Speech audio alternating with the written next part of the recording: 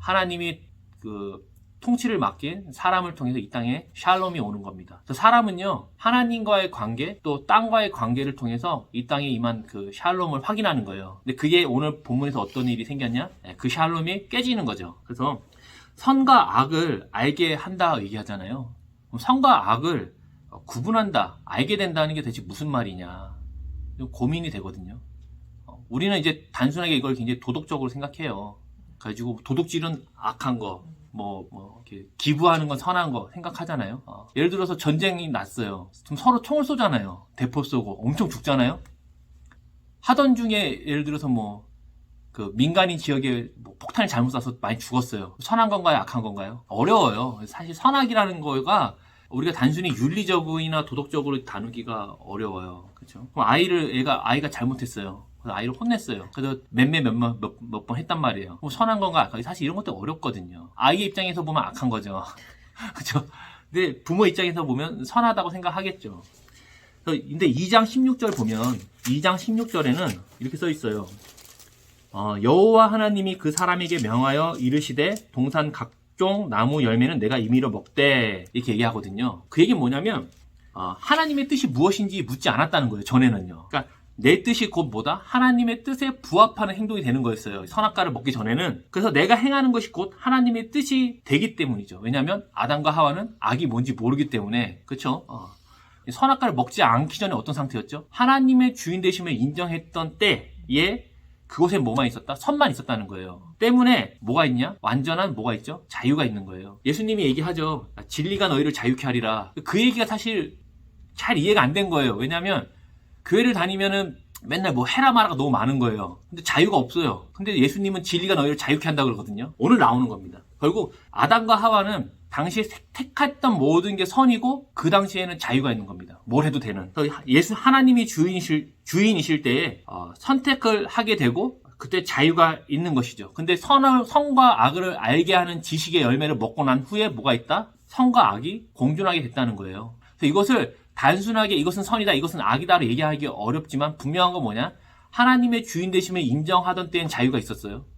근데 그것을 떠나서 자신의 주인됨을 인정하게 됐을 때에는 선과 악의 구분이 생기는 겁니다. 그래서 이제는 선에 머물기 위해서는 뭘 해야 되냐면 악과 싸워야 되는 상태가 된 거예요. 싸워서 생긴 무엇을 선이라고 얘기하거든요. 그러니까 우리는 계속 선과 악이라 그러면 계속 아까 얘기했지만 우리 자유를 잃고 하고 싶은 대로 하게 되면 결국에 선이 아닌 악에 끌려다니는 일들이 많은 게 된 것이죠. 그리고 더 중요한 건 이게 악인지 선인지 구분이 안 되는 거죠. 그래서 하나님이 그 모세에게 주신 게 뭐냐면 율법이에요. 율법의 역할이 뭐죠? 그래서 법이 기준을 정해서 선과 악이 뭔지를 설명해 주는 거예요. 내가 죄인이고 자유가 없는 자라는 것을 알려주는 게 율법이거든요. 그래서 이걸 통해서 뭘 하는 거죠? 우리에게 하나님의 주인 되심이 필요하다는 걸 알려주는 거예요. 바울이 그 얘기합니다. 야, 율법이 뭐냐? 몽학 선생 아니냐? 그러니까 율법이 그리스도께로 우리를 인도하는 몽학 선생 아니냐? 근데 지금도 왜 그리스도가 오셔서 우리 위해 죽으시고 부활하셨고 우리의 주인이 되셨는데 왜 여전히 몽학 선생 율법에 붙들려 하냐? 그래서 결국에는 참 자유라는 것은 어디서 시작되냐면 나의 주인이 누구냐에서부터 시작이 된다는 겁니다. 하나님의 주인 되심을 인정하는 것 안에서, 그러니까 예수님이 우리의 주인 되시는 걸 아는 것 안에서 선과 악에 대한 지식이 생기는 거죠. 그래서 이제는 선과 악을 알므로 악의 지배에 속하는 무력함이 아니라 비록 악의 지배를 경험하며 살지만 그 안에서 분별하는 겁니다. 하나님의 주인 되심에 나를 내어드림으로 우리 안에 하나님 나라가 이루어지도록 선택하는 능력이 우리에게 주어졌다는 거예요. 하나님의 주인 되심을 인정하는 상태. 우리가 그 문서를 한번 16페이지 보면 에덴에서 쫓겨난 사람들 3장 1절부터 24절 얘기가 나오죠. 우리 그 첫째 줄 그 지사님이 읽어주시겠어요? 인간은 하나님의 명령을 지키고 그를 때 인간은 피조물을 다스리는 하나님을 대리 통치자의 그 역할을 감당할 수 있다. 즉 무조건적인 충성과 순종이 요구된다. 그런데 인간은 3장에 들어서면서 하나님과의 관계성을 파괴해버린다. 이게 뭐냐면 하나님의 주인 되심을 인정할 때라는 말입니다. 우리가 예배를 드리고 기도하고 이 모든 행위는 하나님이 우리의 주인 되시는 것에 대한 하나의 그 모션이에요. 그렇죠? 그래서 우리가 예배나 기도나 그냥 해치우는 게 아니라 하나님이 우리의 주인이시다라는 걸 인정하는 하나의 행동인 거죠. 네. 하나님의 의지에 불순종하게 하는 수단이었어요. 사단이 했던 말. 그래서 육신의 정욕, 먹음직했고, 안목의 정욕, 보암직했고, 이생의 자랑, 지혜롭게 할 만했다라는 표현이 하와가 보니까 나오는 거죠. 하나님의 은혜를 떠나 자신을 위해 살아가게 될 때에 우리 가운데 나오는 게 뭐다? 육신의 정욕과 안목의 정욕과 이생의 자랑이 나와요. 그것이 결국에 뭘 갖고 오냐면 관계의 파괴와 혼란을 만들어냅니다. 혼돈을 만들어내는 것이죠. 하나님의 은혜를 따라 산다는 얘기가 뭘까요? 은혜를 따라 산다는 건 뭐예요? 은혜는 뭐냐면 주는 거잖아요.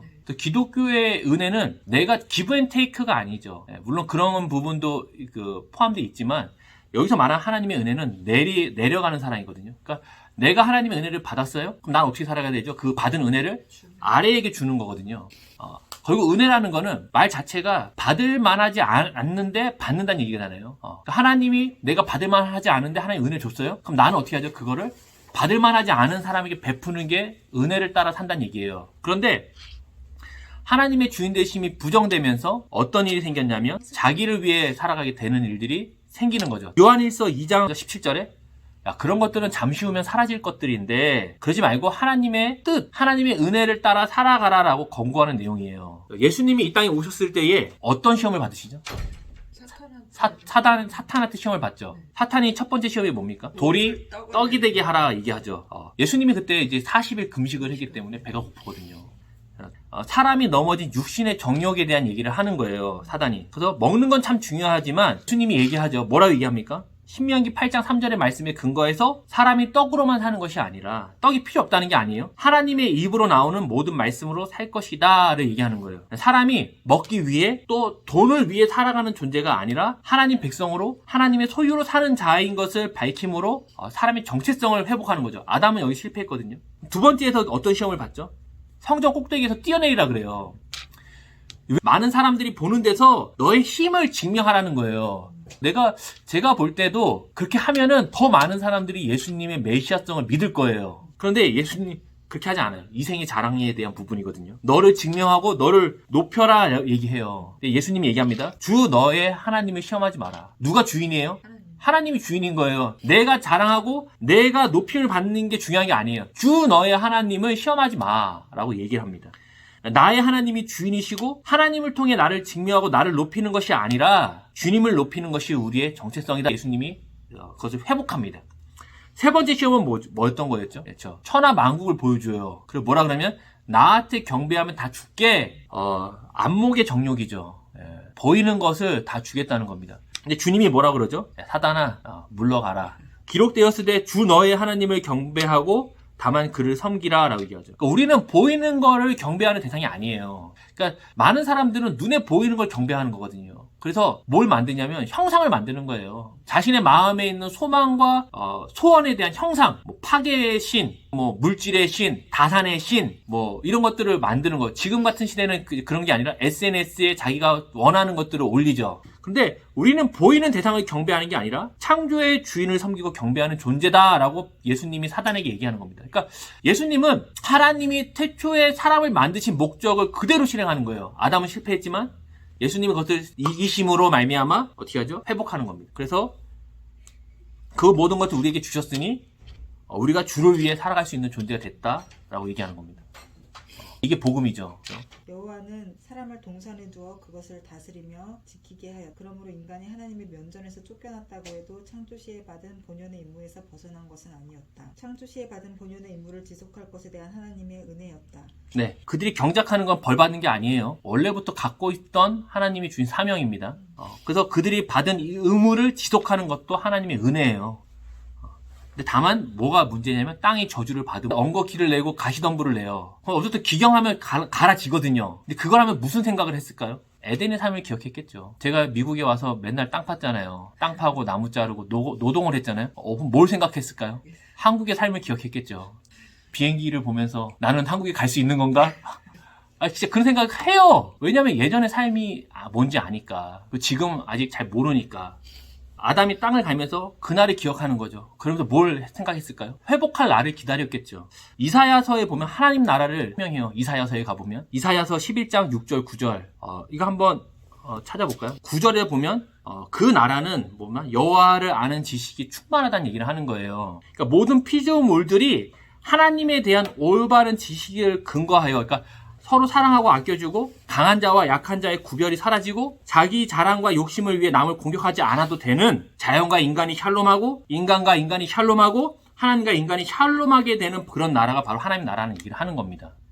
그래서 우리에게 사명이 있어. 사명이, 믿는 자들의 사명이 뭐냐면 나뿐 아니라 너에게도 그 나라를 맛보여주는 게 사명입니다. 그럼 그 사람들이 어떻게 생각하겠죠? 얘 좀 다르다라고 생각을 하게 되는 게 정상이에요. 아무리 회사에 다니고 뭘 해도 아무도 몰라. 내가 예수 믿는 거 아무도 몰라. 자기들이랑 나랑 똑같아. 그러면 그것은 하나님 나라를 경험하는 게 아닙니다. 다르겠죠, 당연히. 가치가 다른데. 고린도 후서 5장 15절에 저가 그리스도께서 모든 사람을 대신하여 죽었으니, 대신해서 죽었다는 거예요. 산자들로 하여금, 그의 죽으심은 산자들로 하여금 다시는 저희 자신을 위해 살지 않고 오직 저희를 대신하여 죽었다가 다시 사신 자를 위해 살게 하려 함이라 라고. 구원받은 성도들은요, 자기 자신을 위해 사는 자로 지어지지 않았다는 얘기 하는 거예요. 우리의 왕을 위해서. 우리는 실패했지만 이 모든 것을 회복하신 하나님을, 예수 그리스도를 위해서 다 사는 겁니다. 그래서 그거 어떻게 한다? 받은 대로 또 아랫사람에게 행하고. 그래서 그렇게 됨으로 뭐다? 우리가 되고, 우리가 됨으로 뭐다? 그 공동체가 회복이 되고, 이렇게 되는 겁니다. 창세기 3장 21절 한번 보세요. 무슨 일이 있죠? 여호와 하나님이 아담과 그의 아내를 위하여 가죽 옷을 지어 입히시니라. 그렇죠. 뭘 입혀요? 오사주. 가죽 옷을 입힌 거예요. 가죽 옷이 이게 그냥 막 넘어갈 수도 있지만 가죽 옷은 누구한테 나오는 거예요? 그러니까 동물이 죽어야 되는 거예요. 그냥 쫓아내도 되잖아요. 그냥 쫓아내갖고 그들이 나뭇잎으로 가려도 되고. 근데 하나님이 가죽 옷을 지어 주심으로 말미암아 그들의 죄를 가려 주시는 겁니다. 하나님의 오심은요, 심판하기 위해서 오신 게 아니라 아담과 하와와 교제하기 위해 오신 거예요. 하나님이 만든 창조 세계는 완벽했잖아요. 뭐라 그랬어요? 힘이 좋았다라고 하나님 스스로가 평가할 정도인데 죄를 위해 자신이 만든 완전한 창조 세계에 손을 대시는 겁니다. 신이. 그래서 동물을 잡아서 피를 얼마나 흘렸겠어요? 껍질을 벗겨야 되니까. 벗겨서 아담과 하와에게 씌워줬다. 아담과 하와가 알았을까 몰랐을까요? 알았겠죠.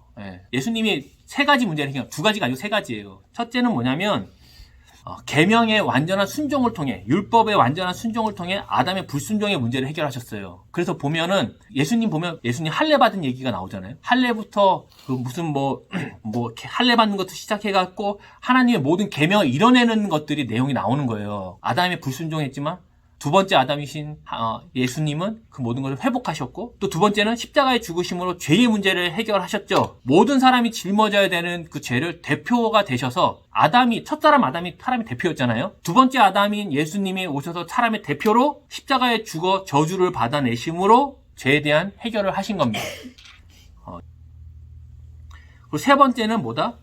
부활하심으로 인해서 우리의 주님이 되어주셨다고 얘기합니다. 이 세 가지 문제를 해결하신 거예요, 예수님의 십자가 사건은. 그래서 우리가 하나님의 백성이 된 겁니다. 그리고 하나님의 백성으로 어떻게 살아가야 된다? 받은 은혜와 용서를 흘러내면서 살아가는 것이죠. 그래서 우리가 교회가 되고 또 믿는 자들의 모임이 되고 그렇게 하나님 나라를 살다 보면 그 완성에 와 있는 것이죠.